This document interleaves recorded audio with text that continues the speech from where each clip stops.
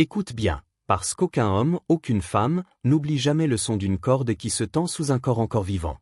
Ce soir-là, dans une église abandonnée où le vent hurlait plus fort que les prières, une foule affamée attendait qu'une jeune fille suffoque pour payer un crime trop petit, trop misérable pour mériter la mort.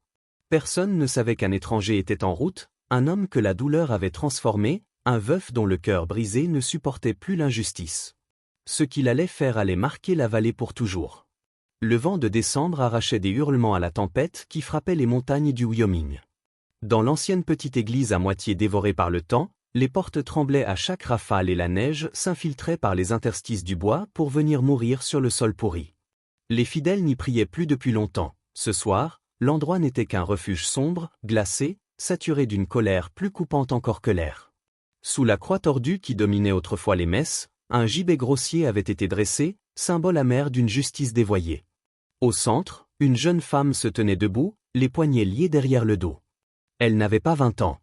Ses bras portaient les marques des cordes qu'il avait traînées depuis les fermes lointaines, et ses pieds nus étaient bleus de froid. Ses cheveux, collés par la neige, encadraient un visage où la peur luttait contre une fierté farouche. Elle s'appelait Héloïse Marceau, mais personne dans la pièce ne prononçait son nom. Pour eux, elle n'était qu'une voleuse. Un homme s'avança, brandissant un quignon de pain moisi qu'il lança contre sa joue. « Elle nous a pris ça » cria-t-il. « Elle mange pendant que nous mourons de faim. » La foule reprit en chœur. Qu'on la pende. Quelle paix! Une femme s'avança à son tour, les yeux fous de chagrin. Ma mère est morte la semaine dernière, dit-elle d'une voix brisée. Elle n'avait rien dans l'estomac. Rien. Et cette fille, elle ose voler nos vivres? Laissez-la mourir.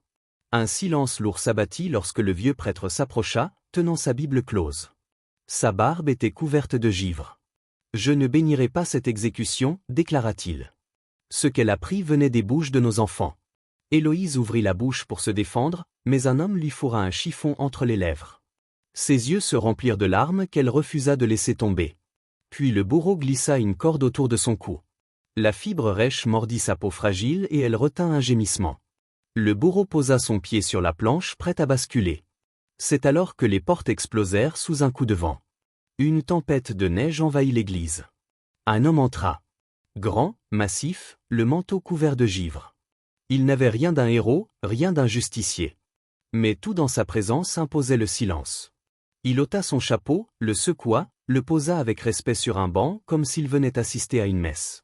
Cet homme, c'était Clématis, un veuf dont la tristesse avait gravé dans son regard une profondeur que personne n'osait affronter. Il observa Héloïse. Non pas comme on regarde une coupable, mais comme quelqu'un qui reconnaît la souffrance qu'il connaît trop bien. Il s'approcha lentement du gibet. Un jeune homme tenta de lui barrer le chemin. « Oh, vous n'avez pas le droit » balbutia-t-il.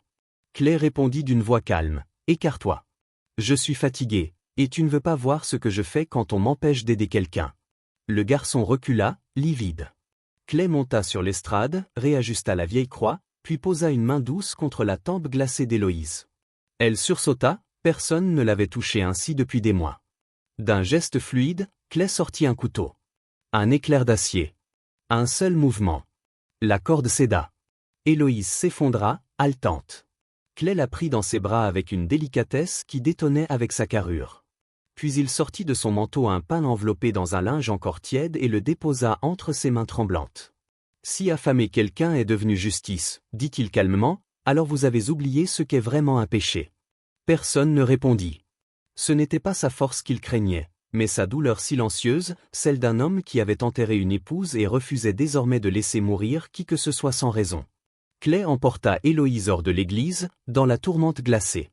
Ils chevauchèrent longtemps, la jeune femme blottie contre lui, demi-consciente. Quand elle murmura « Pourquoi m'avoir sauvé ?» Clay ne répondit rien. Ils arrivèrent enfin devant sa cabane isolée.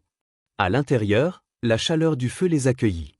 Clay la déposa près de l'âtre, prépara une soupe simple, du pain, puis la laissa manger en silence. Quand ses larmes tombèrent, il détourna le regard par pudeur. « Vous pensez que je suis innocente ?» demanda-t-elle. Clay répondit. « Je pense qu'on ne risque pas sa vie pour du pain, sauf quand on n'a plus rien. Écoute bien, parce qu'un secret n'est jamais sans conséquence. Et parfois, protéger quelqu'un signifie réveiller les fantômes que l'on croyait enterrés pour toujours. » Héloïse mordit sa lèvre, hésitante, le regard fixé sur le feu qui crépitait. « Tu n'as pas peur que les gens disent que tu m'as ramené ici pour d'autres raisons? Clay resta immobile, les yeux perdus dans les flammes.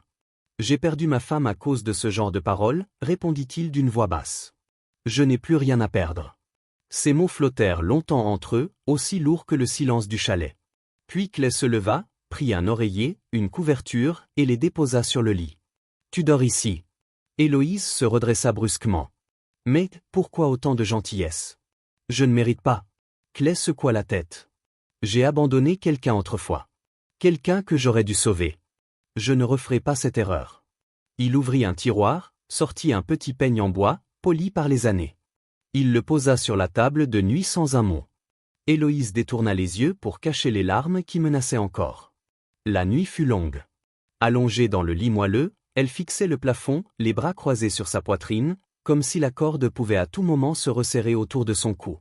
Au sol, Clay dormait sur le côté, le dos tourné au feu, un couteau serré dans sa main comme on garde une prière contre les ombres. « Je ne veux pas te faire confiance, murmura-t-elle dans l'obscurité.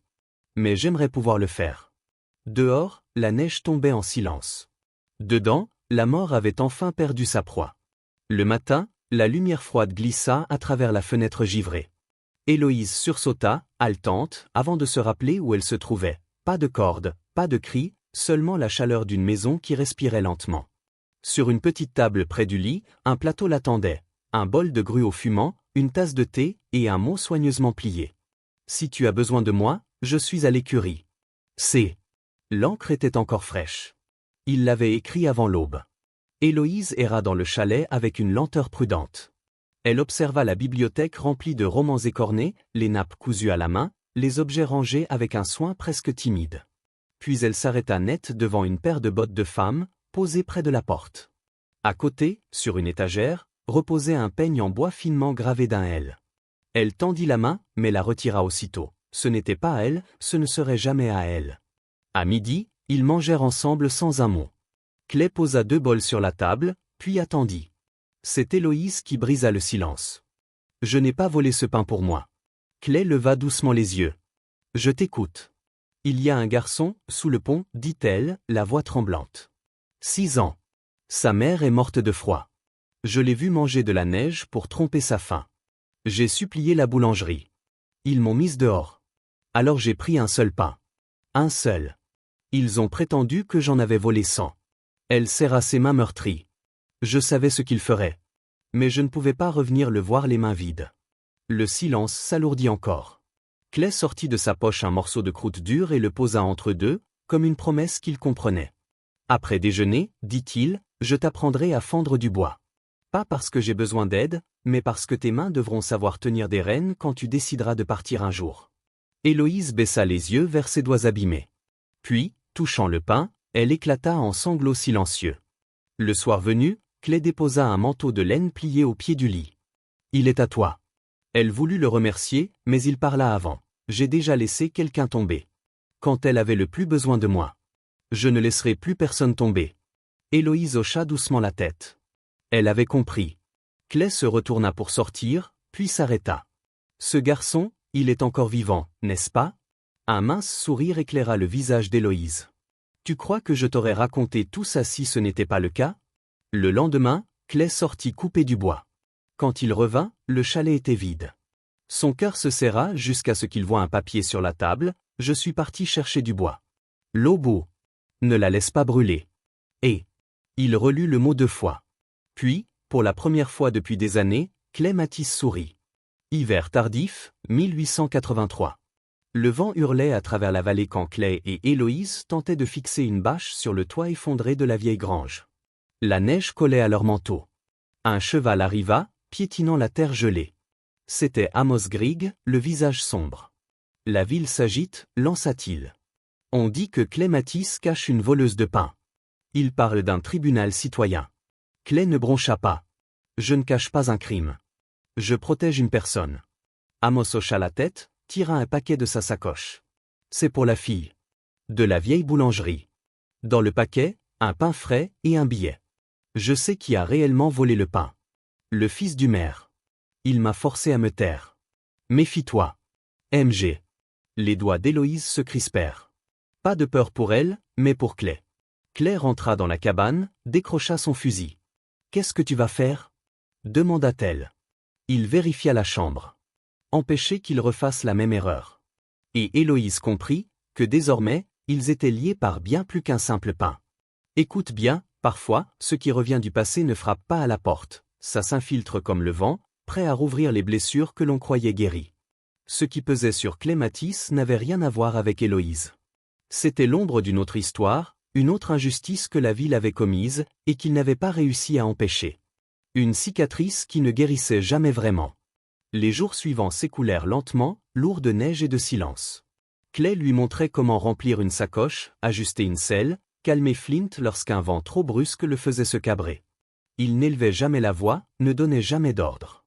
Il faisait, et elle observait. Il expliquait, et elle retenait tout. Un après-midi, Clay se blessa la paume en fendant du bois. Le sang jaillit net. Héloïse courut dans la maison, attrapa un linge, puis s'arrêta soudain. Ses yeux tombèrent sur la vieille corde rangée derrière la porte, celle qui avait lié ses poignets le jour où la foule voulait sa mort.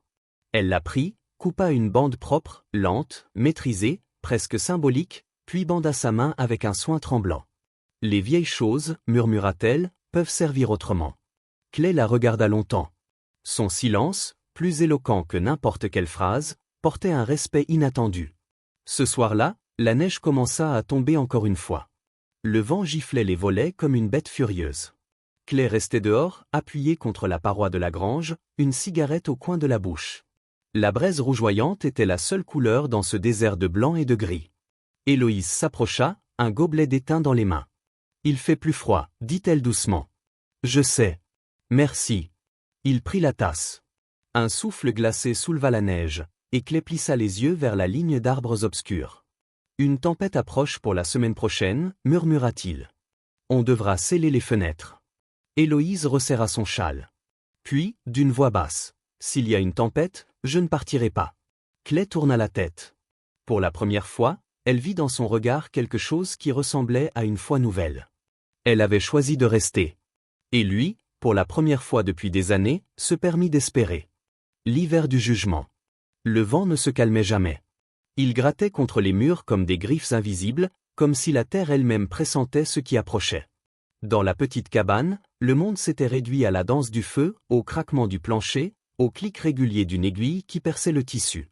Héloïse était assise près de l'âtre, raccommodant le vieux pull en laine de Clay. Elle passait un fil violet dans les mailles usées. Elle n'avait pas choisi cette couleur consciemment, c'était venu naturellement, comme un souvenir qui n'était pas le sien. De l'autre côté de la pièce, Clay resserrait le crochet tordu du poil. Il jeta un œil aux vêtements. Il connaissait ce violet. Il ne dit rien. Le soir, le feu se fit plus bas. Leurs ombres s'étiraient sur les murs. Clay servit du thé et s'assit contre les pierres chaudes de la cheminée. Elle s'appelait Léna, dit-il enfin. Ma femme. Héloïse baissa les yeux, attentive. Elle avait un rire doux.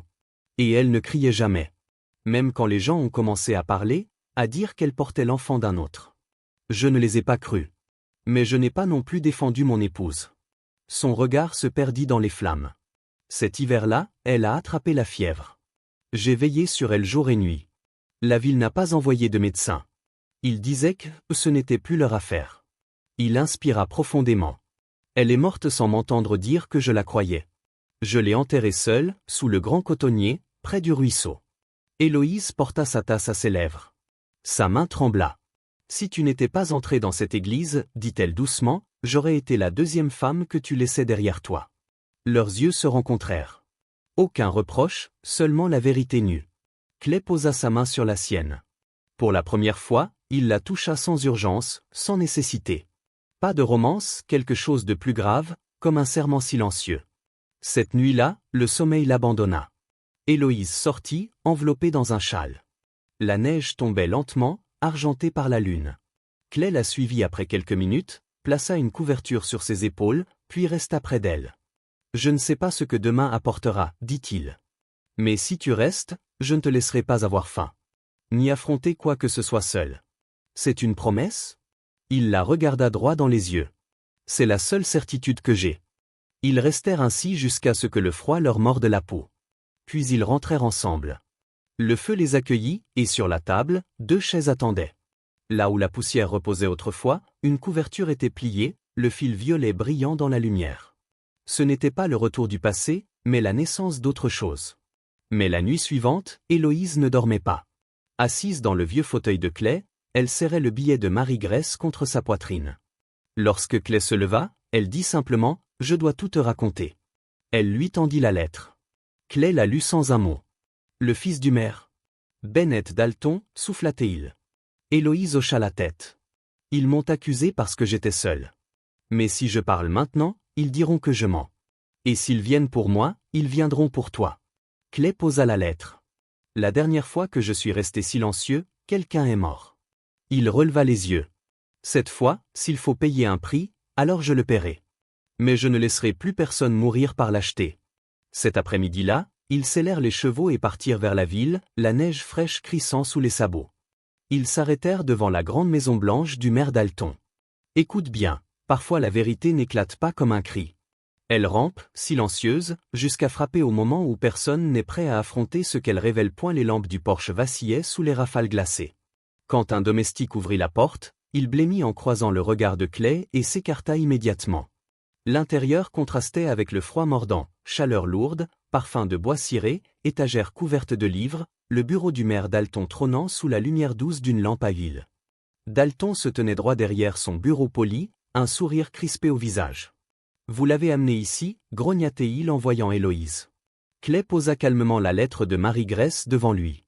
Le maire lut, puis ricana. « Cela ne prouve rien. » Des gribouillis écrits par une servante à peine capable d'épeler son nom. « Et cette fille, une voleuse ? Vous voulez que je la croie ? Marie était la nièce de votre femme, dit Héloïse. Elle n'aurait jamais menti. C'était une employée de cuisine, répliqua Dalton sèchement. Rien de plus. Et vous le savez. La porte du fond s'ouvrit brusquement. Bennett Dalton entra, grand, arrogant, sourire en coin. Alors, voilà, la petite peste respire encore. Je pensais qu'on avait réglé son cas. Clay serra les poings. Bennett ricana. Doucement, vous n'oseriez pas frapper le fils du maire. Clay répondit d'une voix basse, coupante.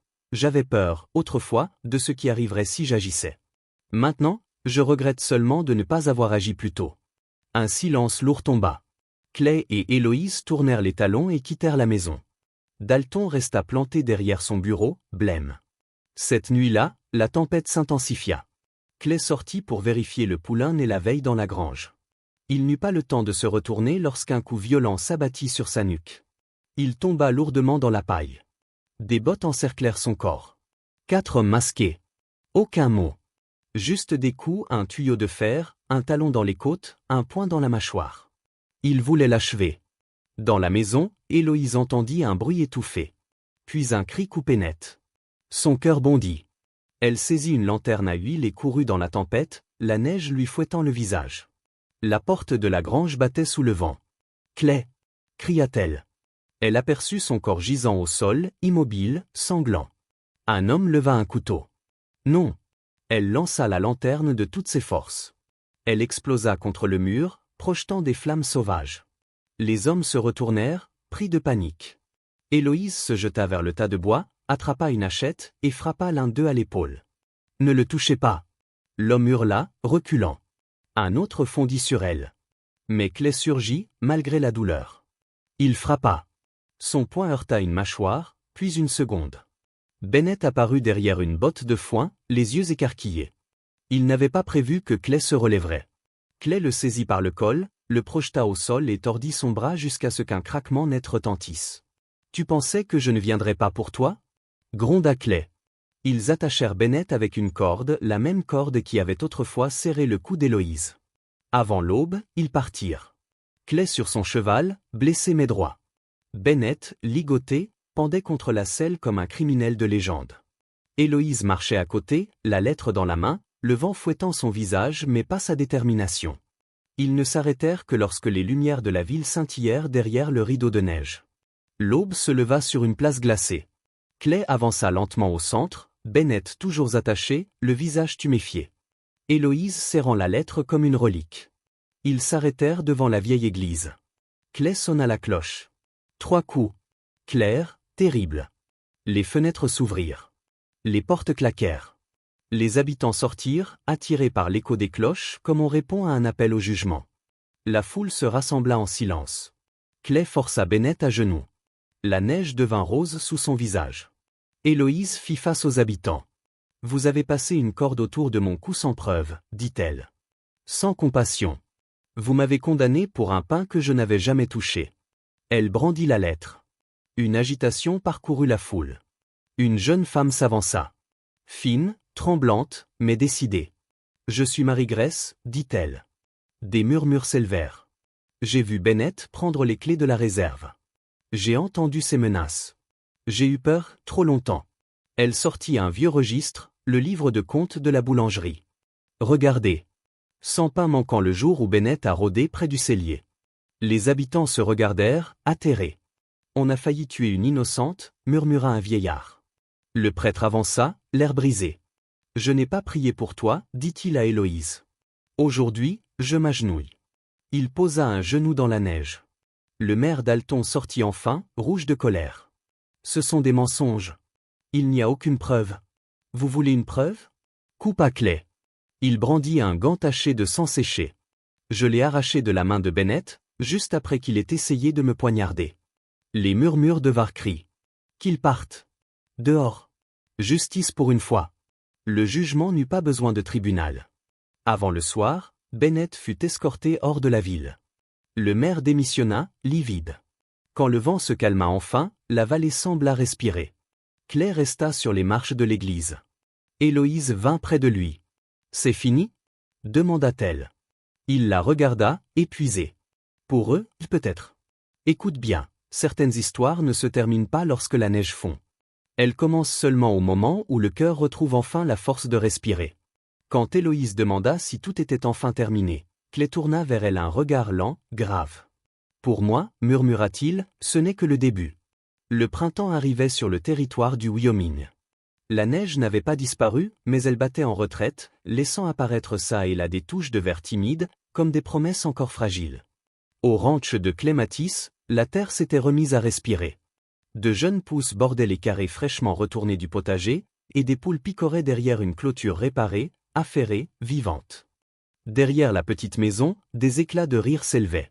Héloïse, assise sous l'auvent du porche, lisait à voix haute pour 3 enfants installés dans l'herbe encore fraîche. Sa voix, autrefois taillée par la survie, avait retrouvé une douceur nouvelle, patiente, presque lumineuse. Quand la lecture se termina, un garçon au visage rosé par le vent s'avança timidement. Dans ses mains, un petit pain enveloppé dans un morceau de tissu. « C'est pas pour m'excuser, dit-il en baissant les yeux. C'est juste, pour que vous ayez quelque chose de bon à partager. » Héloïse prit le pain avec un soin immense. « C'est une belle raison, répondit-elle en souriant. Merci. » L'intérieur du chalet avait changé lui aussi. Ce n'était plus un lieu hanté par l'absence, c'était un foyer, simple mais chaleureux. Au-dessus de l'âtre, le médaillon de Lena, l'ancienne épouse de Clay, pendait désormais à côté d'un tissu brodé au fil lavande, le même fil qu'Héloïse avait utilisé pour réparer le vieux pull de Clay. Un symbole de continuité, de mémoire et de renouveau. Ce soir-là, lorsque les enfants furent partis et les poules endormies, Clay s'assit seul à la table, plume en main, parchemin devant lui. Il écrivit lentement, sans effacer, sans hésiter. « Lena, je t'ai laissé seule quand j'aurais dû me tenir debout. J'ai laissé la peur parler plus fort que l'amour, et j'ai payé cette faute pendant des années. Mais un soir, j'ai trouvé une fille dans la neige. Cette fois, j'ai avancé. Je n'écris pas pour dire que j'ai trouvé la paix. Je me contente d'apprendre à garder quelqu'un en vie, à le protéger dans sa dignité. Où que tu sois, merci de m'avoir montré ce qu'était l'amour, même si je ne l'ai compris que trop tard. » Il plia la lettre, se leva, et marcha jusqu'au pêcher planté près du porche, celui que Lena avait mis en terre l'année de leur mariage. Les bourgeons frémissaient déjà, gonflés de vie neuve. Clay creusa un petit trou au pied de l'arbre, y glissa la lettre, puis recouvrit la terre. « Repose » souffla-t-il. Le lendemain, il se tint devant une pancarte de bois qu'il venait de restaurer. Les lettres gravées s'étalaient clairement sous la lumière du matin. Héloïse arriva, essuyant la sueur sur ses mains. Elle lut à haute voix. « Matisse Ranch, ici, personne ne meurt de faim. Ici, la corde est pour les chevaux, et pour eux seulement. » Elle sourit, un sourire qui atteignit ses yeux. Clay fixait encore la pancarte lorsqu'il dit très doucement. « Si tu veux partir un jour, je ne t'en empêcherai pas. » Héloïse se rapprocha, posa sa tête contre son épaule. Tu m'avais promis que je ne mourrais plus ni de froid, ni de faim, ni de solitude. Je crois que tu tiens cette promesse mieux que personne. Ils restèrent ainsi, sous un ciel qui n'était plus gris, mais traversé de lumière. Le vent portait encore une morsure d'hiver, mais il transportait aussi une odeur nouvelle, celle des choses qui poussent, des saisons qui changent, des vies qui recommencent. Le soir venu, ils s'assirent à la petite table de bois. 2 chaises, 2 silhouettes, un feu crépitant. Sur la cheminée, un pain tiède attendait, non pas volé, non pas arraché dans la peur, mais préparé par des mains qui ne tremblaient plus, par une femme qui avait enfin trouvé un endroit où poser son souffle. Dehors, sous les dernières plaques de neige, une tige d'herbe neuve perçait la terre sombre. Verte, courageuse, intacte. Le printemps était là. Et parfois, dans l'Ouest sauvage, les miracles étaient aussi simples qu'un pain partagé, un homme qui choisit la justice, une femme qui choisit de rester, et un monde assez vaste pour accueillir leur deuxième chance. Si cette histoire t'a touché, si elle t'a rappelé que même dans les hivers les plus durs, une main tendue peut tout changer. Alors ne pars pas déjà. Abonne-toi à Histoire d'amour du Far West pour d'autres récits où la bonté survit aux tempêtes, où l'amour défie la loi, les balles et le temps lui-même. À bientôt, cavalier. Dans l'Ouest, les balles manquaient souvent, mais les cœurs, eux, ne manquaient jamais leur cible.